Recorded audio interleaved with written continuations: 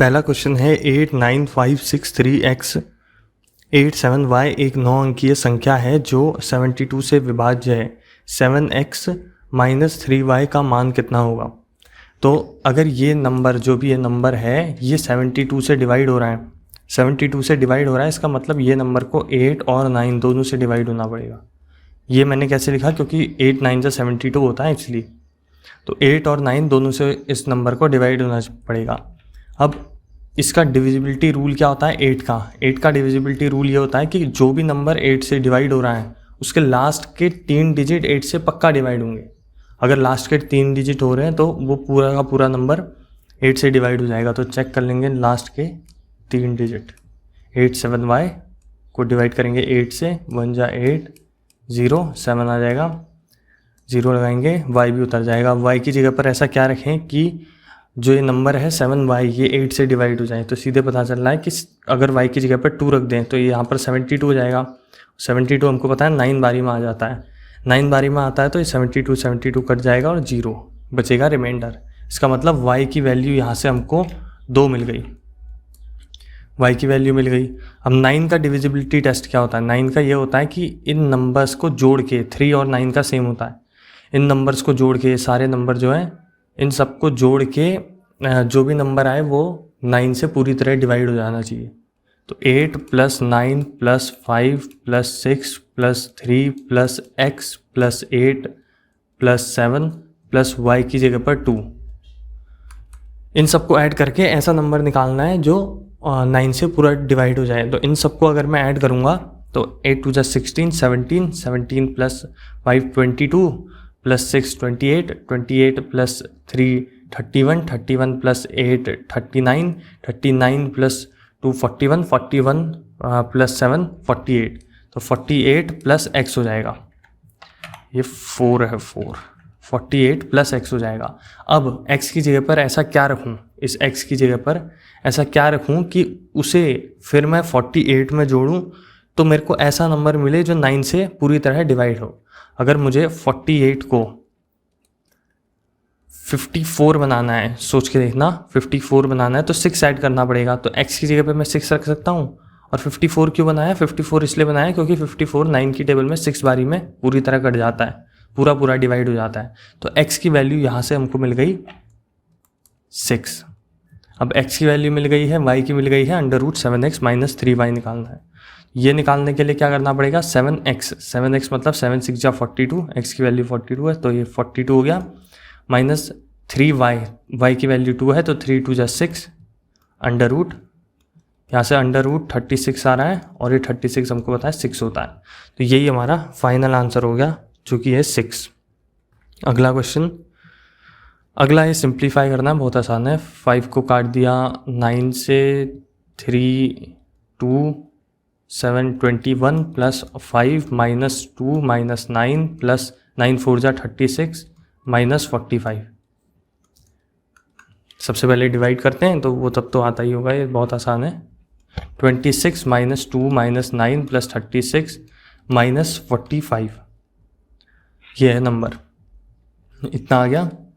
अच्छा, जो प्लस वाले हैं उनको अगर इन दोनों को ऐड कर दें तो हमको मिलेगा 62, इन दोनों को 26 और 36 को। और जो माइनस वाले हैं इन दोनों को और इसको ऐड करें तो हमको मिलेगा माइनस 56।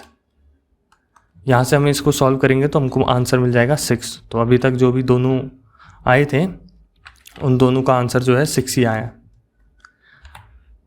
हाँ, अगला क्वेश्चन, अगला है वैल्यू निकालनी है, इसकी मान ज्ञात करना है इस चीज़ का। ठीक हो गया, 3 से फिर से काट देंगे 4 बारी में। हाँ, 45 माइनस 3 बाहर वैसे ही रह जाएगा तो 6 4 जा 24 का मतलब मल्टीप्लाई करना है।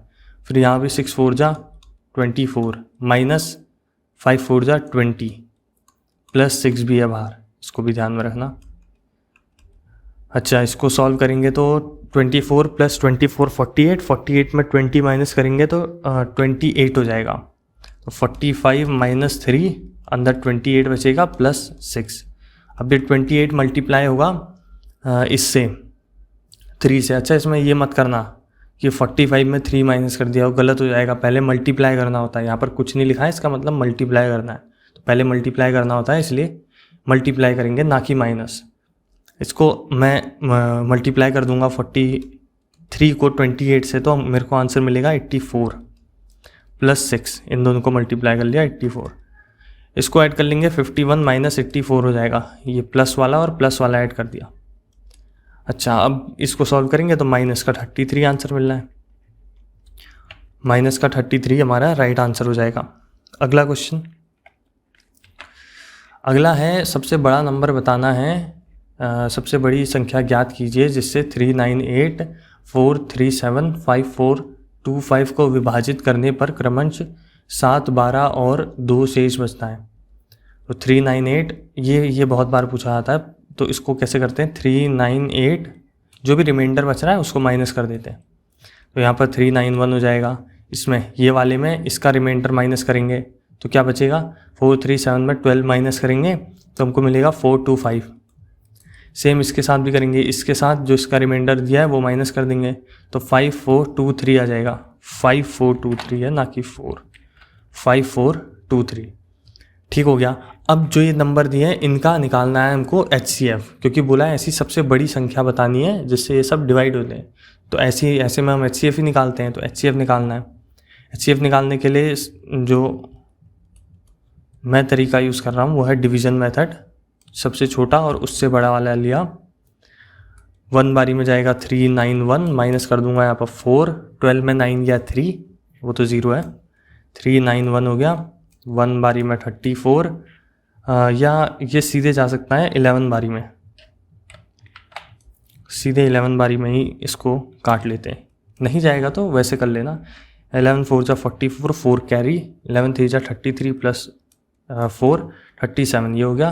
11 में 4 गया 7 बचेगा, 9 में 7 गया 2, 8 में 7 गया 1 बचेगा, यहाँ पर 1 बचेगा और ये तो 0 है। अब ये वाला इधर आ गया 34, हमको पता है 34 2 बारी में आता है, तो ये 17, 34 यहाँ से हमको 17 मिल गया, मतलब 34 यहाँ पर कट गया और यहाँ से 17 मिल गया। अब जो 5425 है, 5425 जो ये बचा हुआ नंबर था, इसको डिवाइड करना है हमको 17 से। तो 17 3 जा 51 माइनस 3 हो जाएगा, 2 आएगा नीचे, 17 1 जा 17, हमको मिलेगा 15 मिल जाएगा। अच्छा, यहाँ पर 3 है, मैंने यहाँ पर 5 लिख दिया है, गलत कर दिया, थोड़ा ऊपर से लिख दिया ना मैंने।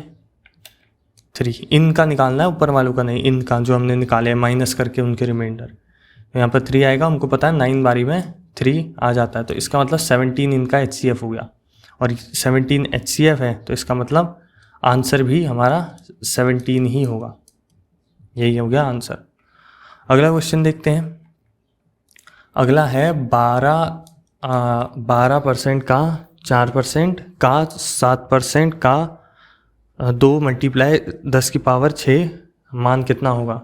तो परसेंट हटाने के लिए हम अपॉन में 100 लगा देते हैं। यहाँ पर भी सेम करेंगे, 12 लिखा था, परसेंटेज हटाया, अपॉन में 100, मल्टीप्लाई 7, परसेंटेज हटाया, अपॉन में 100, मल्टीप्लाई 2 का मतलब 2, मल्टीप्लाई 10 की पावर 6, 10 की पावर 6 का मतलब 10 के पीछे 6 जीरो है।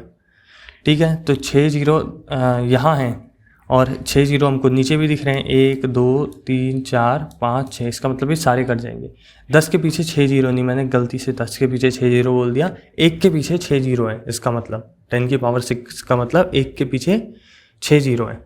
तो 1 के पीछे 6 जीरो है, नीचे भी 6 जीरो है, तो 1 कट जाएगा। अब इसको सिर्फ ऊपर वाले को सॉल्व करना है, 12 4 जा 48, मल्टीप्लाई 7 2 जा 14, यहाँ से हमको आंसर निकल जाएगा हमारा।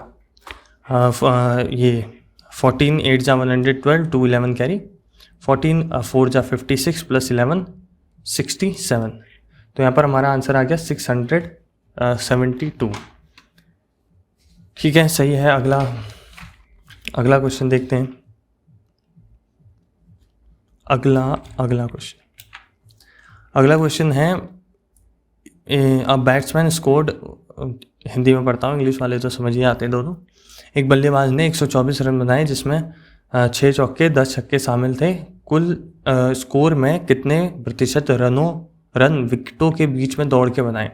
तो 124 रन बनाए हैं उसने, 6 चौके मारे हैं, 6 चौके मारे हैं, इसका मतलब चौकों से कितने रन बनाए होंगे, 6 4 जा 24 रन। चौकों से मारे हैं उसने, 6 चौके मारे हैं, तो चौकों से उसके 24 रन बने होंगे। अच्छा 10 छक्के मारे हैं, 10 छक्के मारे हैं मतलब 10 6 जा 10 6 जा 60 रन उसने सिर्फ छक्के मार के बनाए हैं। तो टोटल कितने रन बनाए हैं बिना दौड़े, जो भी हम छक्का चौका लगाते हैं तो क्रीज से हिलते नहीं है, तो ये इनमें वो दौड़ा नहीं होगा और बाकी रनों में दौड़ा होगा, तो वहाँ से परसेंटेज निकाल सकते हैं हम। 4 और ये 8 यानी कि 84 रन उसने बिना दौड़े बनाए हैं, बाकी बचे हुए दौड़ के बनाए होंगे। तो बचे कितने, हमको माइनस करना पड़ेगा टोटल रन में से जो उसने बाउंड्री मार के लगाए हैं। 4 में 4 गया, 12 में 8 गया, 40, तो इसका मतलब 40 रन उसने बिना दौड़े बनाए हैं। अच्छा इसका परसेंटेज निकालना है, कुल रनों का परसेंटेज निकालने के लिए जो कुल रन है उसको नीचे लिख दिया, और जितना परसेंटेज निकालना है हमको निकालना है कि विकेटों के बीच में दौड़ कर कितने का बनाया ना, तो विकेटों के बीच में 40 रन के लिए दौड़ा है तो उसको ऊपर लिख देंगे, मल्टीप्लाई 100। यहाँ से हमको अब इसको सॉल्व तो करना पड़ेगा, मैंने पहले से करा है इसलिए 32.25 आ रहा है, खुद सॉल्व कर लेना, इसको आसान से हो जाएगा। अगला देखते हैं। अगला है ए और बी का वेतन 6:7 है। अच्छा यदि बी के वेतन में 5.5% की वृद्धि होती है तो बी का कुल वेतन 1,47,700 हो जाता है। ए का वेतन ज्ञात कीजिए। अच्छा तो सबसे पहले इसको समझ लेते हैं लिखा क्या है। अच्छा ए और बी का हमको वेतन दे रखा है, उसका अनुपात 6:7 ये दे रखा है। बी के वेतन में 5.5% की वृद्धि हो गई है। अच्छा इसको मैं एक काम करता हूँ, 5.5 जो ये लिखा हुआ है इसको मैं परसेंटेज से फ्रैक्शन में बदल देता हूँ। तो इसको अगर मैं सॉल्व करूँगा तो 5 2 जा 10, 11/2 हो जाएगा। और फ्रैक्शन में करने के लिए, क्योंकि यहाँ पर परसेंटेज का साइन भी होगा, परसेंटेज का साइन हटाने के लिए हमको डिवाइड 100 करना पड़ता है, तो डिवाइड 100 कर दिया तो 11/200 हो गया। इससे हमको क्या पता चलना है, इससे हमको ये पता चलना है कि पहले अगर उसकी सैलरी 200 थी, बी की सैलरी, तो अब कितनी हो गई है, अब हो गई है वो 211।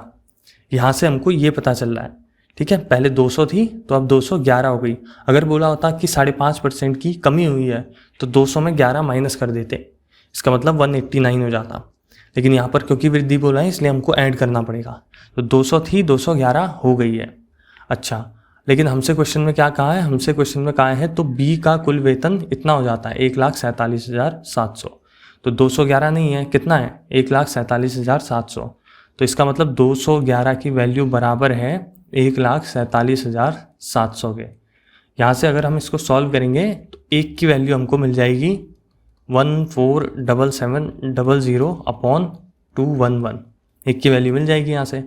अच्छा इसको सॉल्व अगर हम करेंगे तो हमको यहाँ पर कर लेना 700 बारी में, हमको एक की वैल्यू मिल जाएगी 700। अच्छा एक की वैल्यू 700 मिल गई तो हमको जो पुरानी सैलरी थी वो भी हम निकाल सकते हैं, नहीं निकाल सकते क्योंकि ये नई वाली है, ये पुरानी वाली है। एक की वैल्यू 700 है तो पुरानी वाली निकालने के लिए मल्टीप्लाई 200 कर देंगे, तो यहाँ से हमको पुरानी वाली मिल जाएगी 1,40,000। ये पुरानी वाली सैलरी है। अब हमको पता है कि इनकी सैलरी का अनुपात कितना है, ये पुरानी सैलरी है ना, इसका मतलब 7 की वैल्यू बराबर है 1,40,000 के। ये पुरानी सैलरी है ना, इसको अभी तक हमने इसमें कुछ यूज़ नहीं करा, हमने सारा इससे यूज़ करा, और इससे यूज़ करने में तेज भी होगा। अगर इनको यूज़ करने चले गए तो बड़ा बड़ा हो सकता है। अब इस परसेंटेज को फ्रैक्शन में चेंज करके करेंगे तो थोड़ा सा मतलब कम काम करना पड़ेगा। 7 की वैल्यू हमको यहाँ पर दी है 1,40,000, तो यहाँ पर तो देख के पता चल रहा है कि एक की वैल्यू कितनी आ जाएगी, एक की वैल्यू आ जाएगी 70,000, एक की वैल्यू 70,000 आ जाएगी। अब हमको इसकी वैल्यू निकालनी है, 70 जो कह रहा हूँ, 70,000 कहाँ से आएगी, एक की वैल्यू आ जाएगी 20,000, एक की वैल्यू 20,000, तो हमको निकालनी है 6 की वैल्यू, क्योंकि ए का वेतन पूछा है ना, 6 की वैल्यू। तो एक की वैल्यू अगर 20,000 है तो 6 की वैल्यू कितनी होगी, 1,20,000।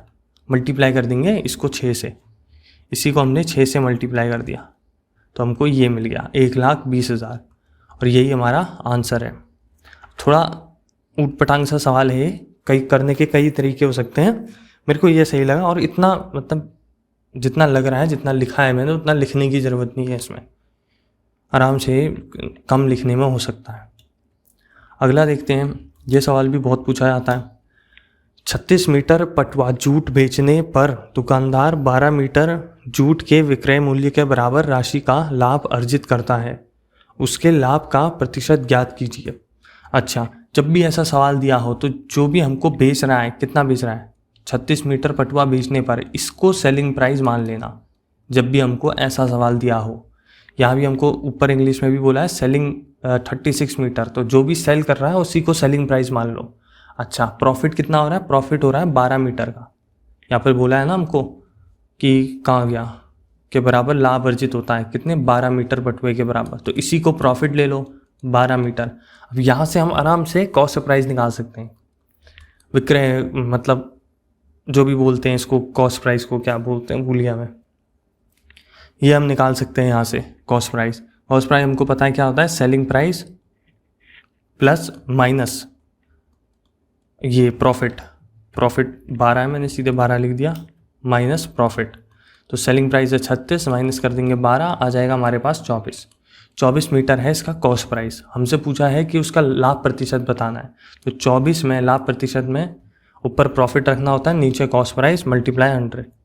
कॉस्ट प्राइस है 24, प्रॉफिट है 12 का, मल्टीप्लाई कर देंगे 100 से, यहाँ से हमको मिल जाएगा हमको उसका लाभ का प्रतिशत, 12 से 1, 12 2 और ये 50, इसका मतलब 50% का उसको फ़ायदा हो रहा है।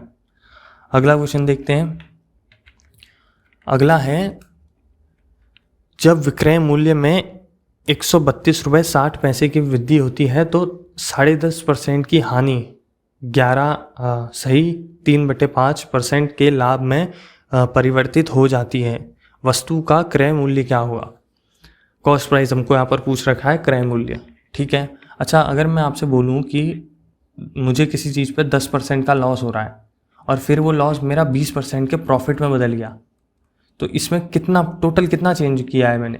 पहले तो मैं 10% से गया हूँगा ज़ीरो में, मतलब 10% के लॉस से, इस तरफ ये लॉस लिखा है, 10% से लॉस के परसेंट के लॉस से मैं गया हूँगा 0% पे, ना मुझे जहाँ फ़ायदा हो ना मुझे जहाँ नुकसान हो वहाँ गया हूँगा।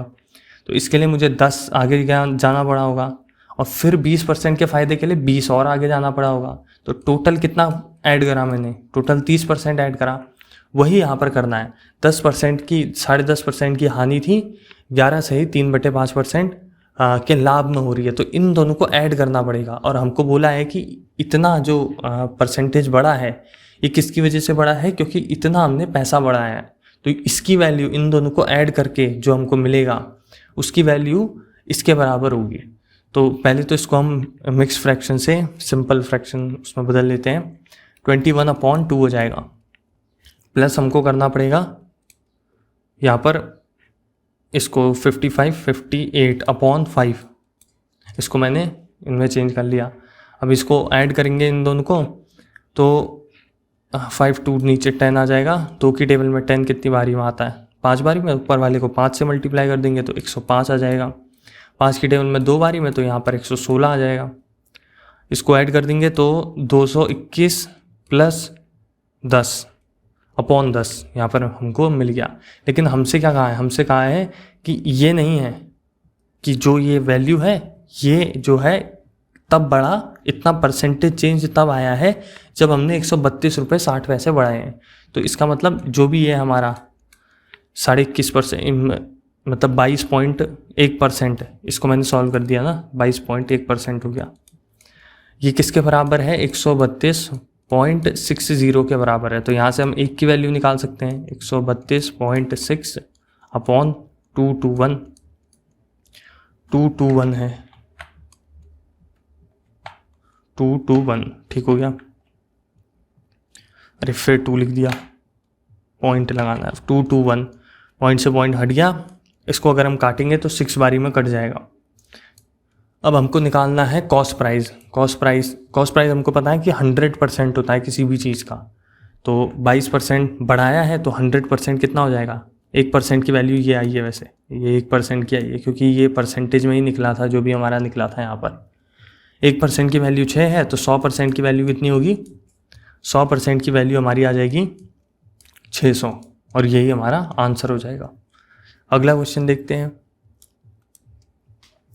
अगला है एक चेयर को बेचा जा रहा है 10% की छूट के बाद 720 रुपये में।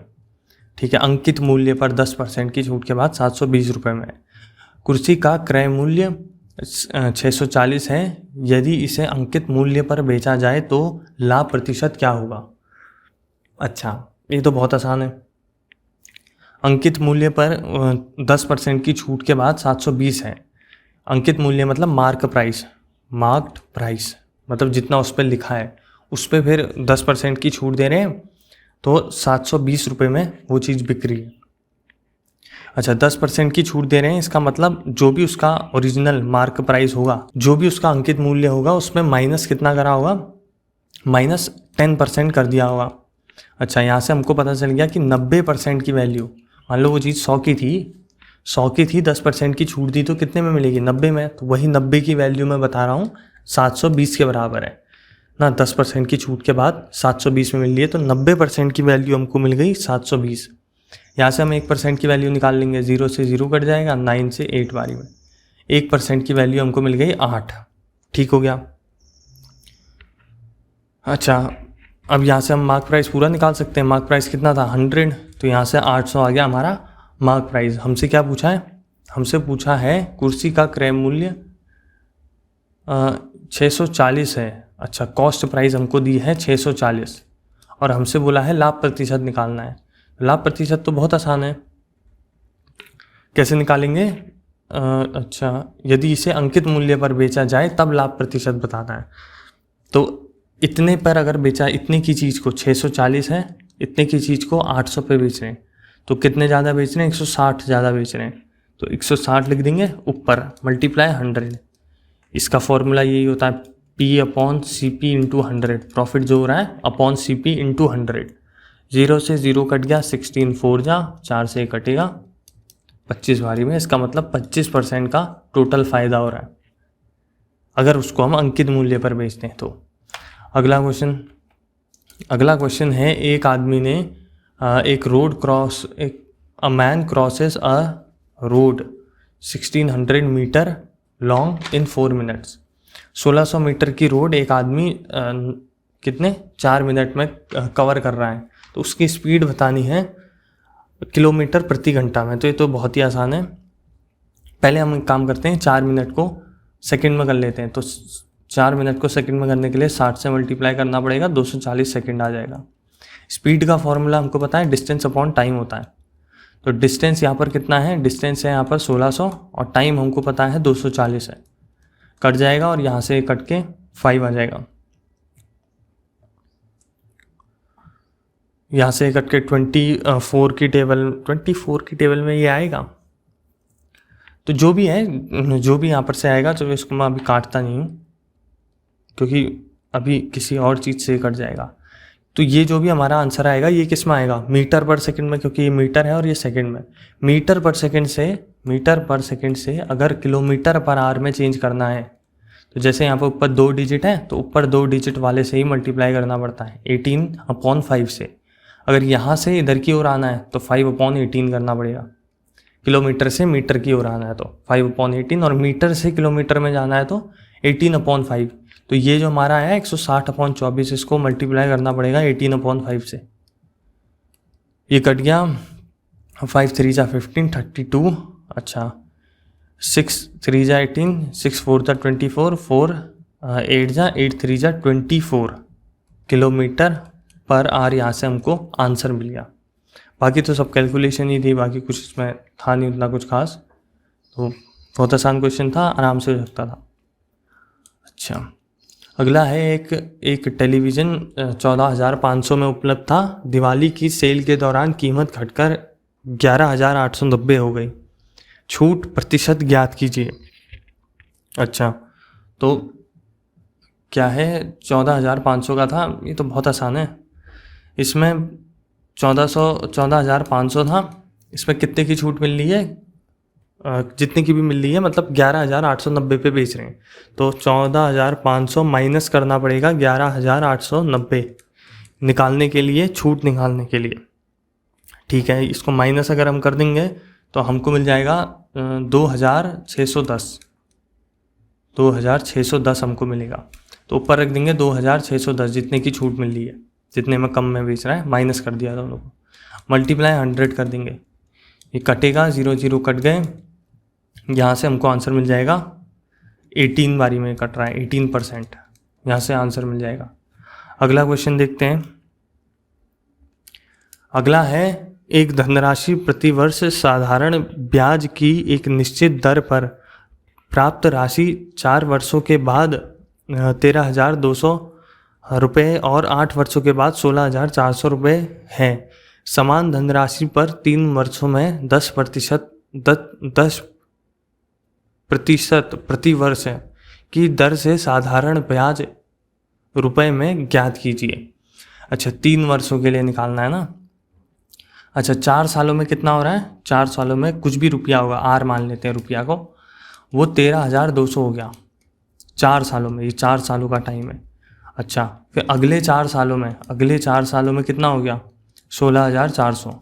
तो यहाँ पर हम अगर देखें तो 4 सालों में कितना बढ़ा, यहाँ से यहाँ पर तक, इस वाले से इस वाले तक कितना बढ़ा, ये बढ़ा है 3,200, 3,200 बढ़ा है। तो पिछले 4 सालों में भी तो 3,200 ही बढ़ा होगा, क्योंकि यह है साधारण ब्याज। अगर वो कंपाउंड इंटरेस्ट होता तो दिक्कत हो जाती, लेकिन साधारण है इसलिए आसान है। ये वाला आर जो है, इसको अगर हम पीछे जाएंगे तो 3200 माइनस करना पड़ेगा, तो आर की वैल्यू यहाँ से हमको मिल जाएगी 10,000, आर की वैल्यू 10,000 मिल गई। अच्छा, हमसे क्या पूछा है, समान धनराशि पर 3 वर्षों में 10% प्रति वर्ष। एसआई का फॉर्मूला हमको पता है, PRT/100 होता है, PRT/100। फॉर्मूला याद करने की कोई ज़रूरत नहीं है, वैसे ही दिमाग में आ जाता है। 10,000 हमारे पास पैसे हैं, 10,000 रुपये, मल्टीप्लाई रेट ऑफ इंटरेस्ट है 10 रुपया ब्याज दर, 3 सालों के लिए लग रहा है, अपॉन 100 कर देंगे, 0 0 0 0 कट गया, यहाँ पर 1000 3000 हमारा आंसर आ जाएगा। 3,000 रुपये क्या है, समान धनराशि पर 3 वर्षों में साधारण ब्याज ज्ञात करना है, तो यही है।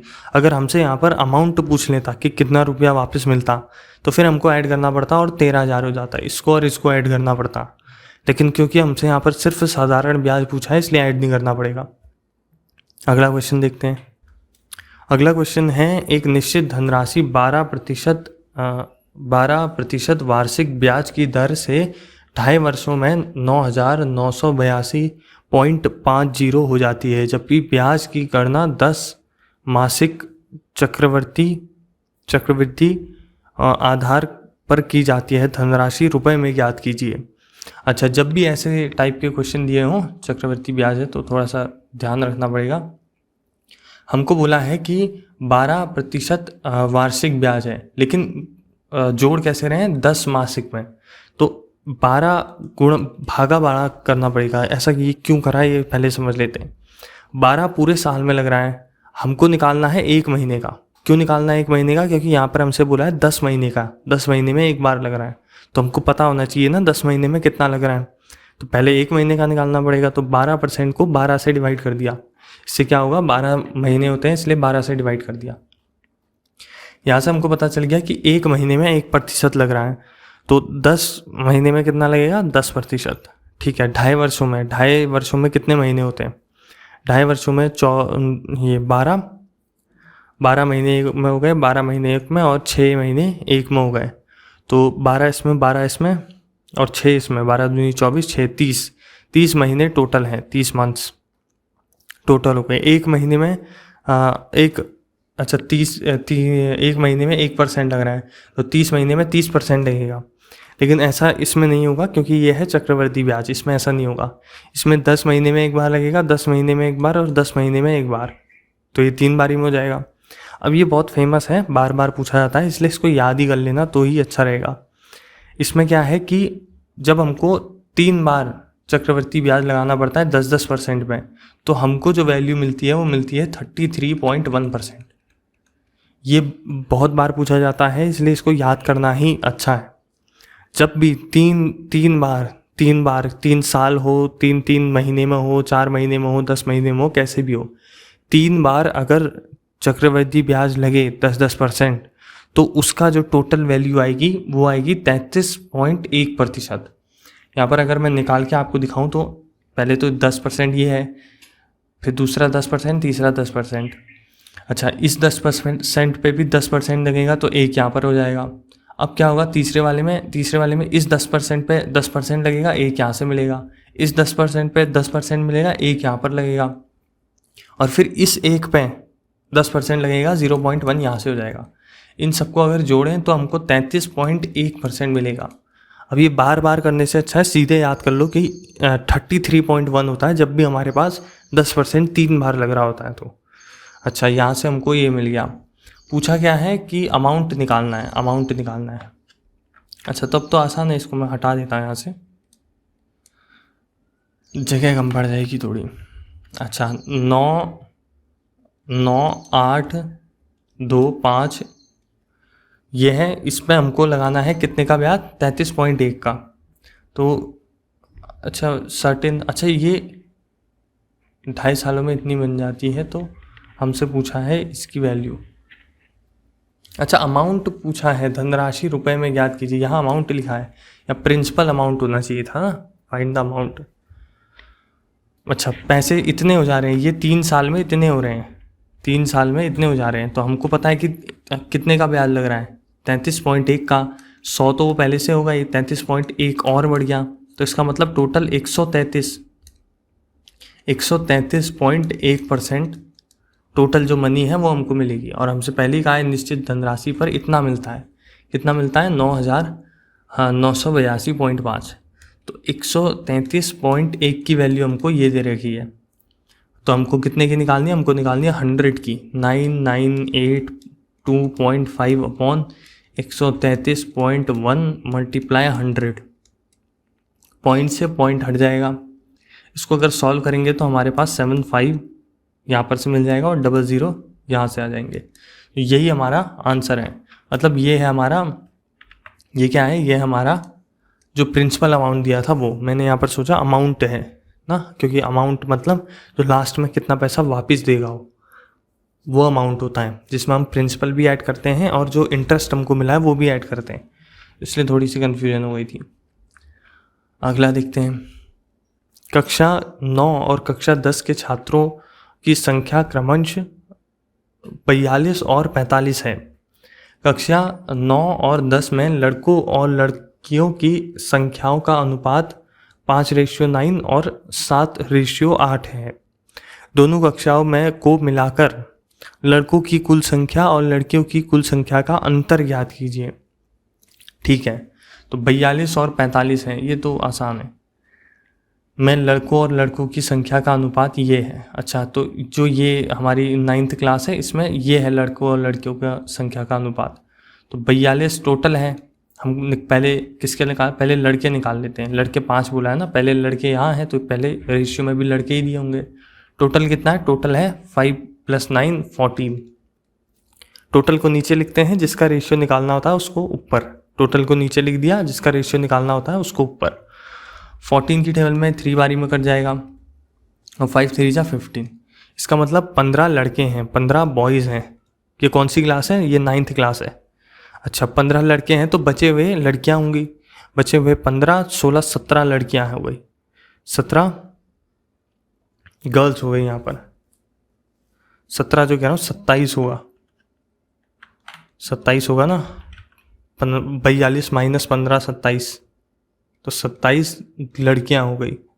अच्छा, इस क्लास में अगर हम देखा जाए तो 10वीं में क्या है, 45 टोटल है, 7 लड़के निकाल लेते हैं और टोटल लड़कियां निकल ही जाएंगे। इन दोनों को ऐड करेंगे, 7 2 जा 14 15। 15 की टेबल में 3 बारी में 7 3 जा 21 लड़के हो गए। लड़कियां कितनी हो जाएंगी, लड़कियां 45 में 21 माइनस कर देंगे तो उतनी लड़कियां हो जाएंगी। तो 24 लड़कियां हो गई, माइनस कर दिया मैंने। तो अब बोला है कि कुल मिलाकर लड़कों की कुल संख्या और लड़कियों की संख्या में अंतर। तो यहाँ 27 लड़कियां, यहाँ 24 लड़कियां हैं। इन दोनों को ऐड कर देंगे तो हमारे पास 51 आ जाएगा। और हमसे बोला है कि लड़के और लड़कियों का अंतर निकालना है, तो लड़कों को ऐड करेंगे तो 15 यहाँ है और 21 यहाँ पर है, तो टोटल 36 हो जाएगा। माइनस कर देंगे, आंसर मिल जाएगा। 11 में 6 गया, 5 बचेगा, 4 में 3 गया, 1 बचेगा। इसका मतलब 15 जो है वो डिफरेंस आ रहा है और यही हमारा आंसर हो जाएगा। अगला क्वेश्चन है, रवि और सुमित के वेतनों का अनुपात 4:5 दे रखा है। यदि उनमें प्रत्येक के वेतन में 6,000 रुपये की वृद्धि होती है तो उनके वेतन का नया अनुपात ये 35:40 हो जाता है। सुमित का बढ़ा हुआ वेतन कितना होगा? इसको एक्स लेके कर लेते हैं। 4x प्लस 6,000 बोला है कि इतना रेशियो है, इसी में हमको दोनों के वेतन 6,000 बढ़ हैं, तो इतना हो जा रहा है नया वेतन। तो वही कर रहा हूँ मैं, जो उनकी पहले के ये थी वेतन सैलरी, उसको मैंने 4 को 4x मान लिया और 5 को 5x। तो 4x में 6,000 बढ़ा दिया, तो यहाँ पर 35 बोला था तो 35 लिख दिया, अपॉन 40। 5 है तो ये 5x हो जाएगा। इसमें भी 6,000 बढ़ा दिया, तो ये हो गया ये 40, ये कट जाएगा। 7 5 7 जा 5 8 जा, अब हो गया सही रेशियो। 6,000 ये क्रॉस मल्टीप्लाई हो जाएगा। 8 4 जा 32x प्लस 8 6 जा 48,000। 7 5 जा 35x प्लस 7 6 जा 42,000। ये इधर आ जाएगा, ये इधर चले जाएगा माइनस में, यहाँ पर बचेगा 6,000 और यहाँ बच जाएगा 3,000, 3x। इससे ये कट जाएगा 2,000, हमारा x आ गया। अब हमसे पूछा है कि उनकी इंक्रीज सैलरी बतानी है, किसकी? सुमित की। सुमित पीछे दिया है, तो सुमित की इंक्रीज सैलरी कितनी थी? 40 नहीं, एक काम 40 लें या 8 लें, इसमें थोड़ी गड़बड़ लग रही है मुझे, क्योंकि रेशियो तो 8 का है ना, रेशियो तो 8 का है। तो इसमें एक काम करते हैं, पुरानी ही सैलरी निकाल लेते हैं। पुरानी सैलरी ये, तो पुरानी सैलरी कितनी आ जाएगी? 5 2 जा 10, 5x थी ना पुरानी सैलरी, तो x मल्टीप्लाई कर देंगे तो 10,000 हो गई पुरानी सैलरी। उसमें अब ऐड हो रहा है कितना? 6,000 रुपये। 6,000 रुपये बड़ी थी, नई सैलरी पूछी, तो इसमें 6,000 ऐड कर देंगे, टोटल आ जाएगा यहाँ से हमारे पास 16,000। अच्छा, इसको हम अगर 8 से मल्टीप्लाई करते तो भी यही आ जाता, 8x 8 मल्टीप्लाई x, तो 8 2 जा 16,000 यहाँ पे से भी मिल जाता। अच्छा, 40 से नहीं करना था, 40 से अगर कर देते तो गलत हो जाता, क्योंकि ये रेशियो में नहीं था, इसलिए गड़बड़ हो जाता। अगला देखते हैं। अगला है एवरेज। यदि दो संख्याओं का औसत 13 है और उनके गुणनफल का वर्गमूल 12 है तो संख्याओं के बीच का अंतर कितना होगा? दो संख्याओं का औसत, दो संख्याएं a प्लस बी अपॉन 2, मान लो 13 दे रखा है, तो इन दोनों का अगर मैं ऐड निकाल लूँ तो 26 हो जाएगा। ठीक है, उनके गुणनफल का वर्गमूल, गुणनफल मतलब स्क्वायर का वर्गमूल, स्क्वायर का वर्गमूल,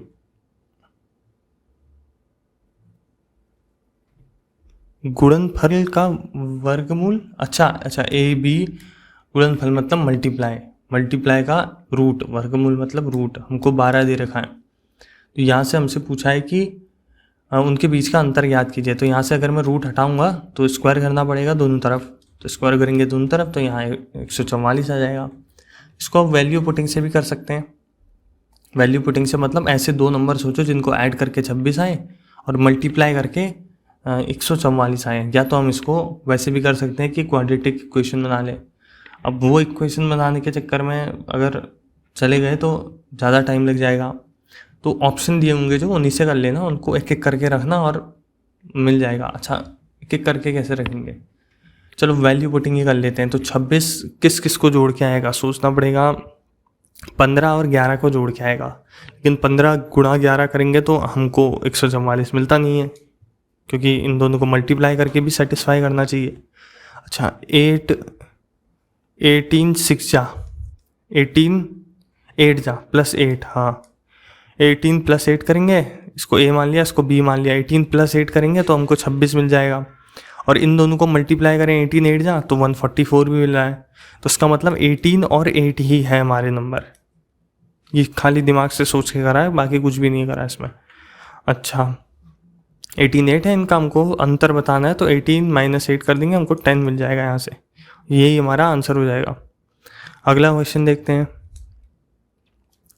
अगला क्वेश्चन है 10 परीक्षणों का औसत 46 है। बाद में यह ज्ञात हुआ कि 142 के स्थान पर गलती से 42 पढ़ा गया था, सही औसत कितना होगा।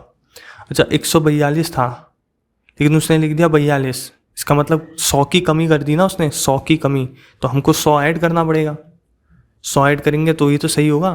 तो जो भी इसका थोड़ी सी शॉर्ट ट्रिक जो है वो ये है कि जो भी पुराना हमारा एवरेज था, पुराना क्या था 46, ये दिया है 46, प्लस करेंगे जितना भी हमको प्लस, अगर यहाँ पर माइनस करना होता, अगर कमी हो गई होती तो माइनस कर लिखना पड़ता है यहाँ पर, लेकिन यहाँ पर क्योंकि हमको बढ़ाना है, बढ़ाना क्यों है, बढ़ाना इसलिए है क्योंकि यहाँ पर इसने गलती से कम नंबर लिख दिया। 100 बढ़ाना है तो 100 बढ़ाना है तो 100 यहाँ पर लिख दिया, अपॉन जो हमको ऑब्जर्वेशन है वो परीक्षण कितने करें, 10 से कट जाएगा 10 बारी में, यहाँ से हमको आंसर मिल जाएगा 56। तो यही हमारा आंसर हो जाएगा यहाँ पर कि जो हमारा सही एवरेज है वो है 56। इसकी थोड़ी सी शॉर्ट ट्रिक है, बड़े मेथड से अगर करने जाएंगे तो थोड़ा सा टाइम ज़्यादा लगेगा, इसलिए इसी को सीखना सही रहेगा। अगला क्वेश्चन देखते हैं। PQR किसी कार्य को अकेले करते हुए 10 दिन, 20 दिन और 30 दिन में पूरा कर सकते हैं। Q और R एक एक दिन छोड़कर P की सहायता करते हैं, तो उसका कार्य कितनी जल्दी पूरा हो जाएगा। तो सबसे पहले एफिशिएंसी निकाल लेते हैं। 10, 20, 30, 60 हो जाएगा इनका, 6, 3 और 2। ये मैंने क्या करा, ये तीनों जितने दिनों में काम कर रहे थे वो लिखा, इनका एलसीएम निकाला, एलसीएम 60 आया इन तीनों का। 10 की टेबल में 60 6 बारी में आता है, 20 की टेबल में ये 60 3 बारी में आता है, 30 की टेबल में 60 2 बारी में आता है। तो ये क्या हो गई, ये एफिशिएंसी हो गई।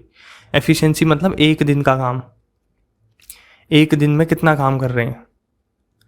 यहाँ से हम ये भी निकाल सकते हैं कि अच्छा वो तो दिया ही है पहले से, छोड़ो। अच्छा, एक दिन में इतना काम कर रहे हैं। अच्छा, हमसे बोला है Q और R एक एक दिन छोड़कर P की सहायता करते हैं। अच्छा, P ये था, Q ये था और R ये था, तो P तो रोज काम कर रहा है। P एक दिन उसके साथ Q ने काम करा, Q ने 3, इसका मतलब एक दिन उसने 9 काम किया होगा, 6 + 3 9। दूसरे दिन उसके साथ किसने काम करा, R ने, तो 6 तो P काम करेगा ही, R करेगा उसके साथ 2 काम, तो 2 उसने करा, तो 6 2 8। तो एक दिन उसने 9 काम करा, अगले दिन 8, फिर 9 करेगा, फिर 8 करेगा, फिर 9 करेगा, फिर 8 करेगा, और टोटल काम क्या है 60। ये टोटल काम है, हाँ, जो हमने एलसीएम निकाला है टोटल वर्क है, टोटल 60 करना है। तो 2 दिन में कितना काम कर रहा है, 2 दिन में 8 दूनी 16 17 काम कर रहा है।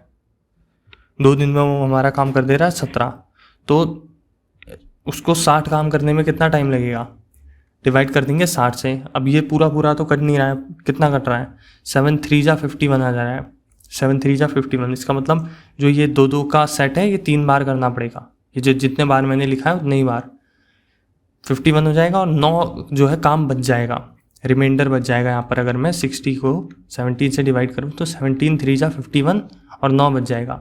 इसका मतलब 3 जो 2 का सेट लिया है ना मैंने, तो ये भी ध्यान रखना कि 6 दिन हो रहे हैं, 3 दिन नहीं हो रहे, 6 दिन हो रहे हैं। क्यों हो रहे हैं 6 दिन, क्योंकि एक सेट में 2 लोग काम कर रहे हैं ना, 2 दिन का काम मैं गिन रहा हूँ। तो यहाँ पर 9 काम बच गया, 9 काम बच गया, तो ये 9 8 9 8 लास्ट में फिर से इसी के हिसाब से लास्ट में फिर से 9 काम करेंगे। कौन, ये कौन है, P और Q, लास्ट में फिर से काम करेंगे 9 का। तो इसका मतलब 6 दिन ये हो गए, और 7वें दिन 7 दिन टोटल इसमें टाइम लगेगा, लगभग 7 दिन में काम को कर लेंगे। तो इतने ही सवाल हैं शायद, हाँ इतने ही हैं। जो नहीं आया उसको कमेंट में पूछ लेना, अगर, क्योंकि बनाने में बहुत टाइम लगता है, इसलिए थोड़ा दिमाग हिला रहता है, तो कुछ गड़बड़ हो गई हो तो बता देना कि क्या सही करना है। बाकी तो ठीक है, नहीं क्या हो गया, ख़त्म, बाय।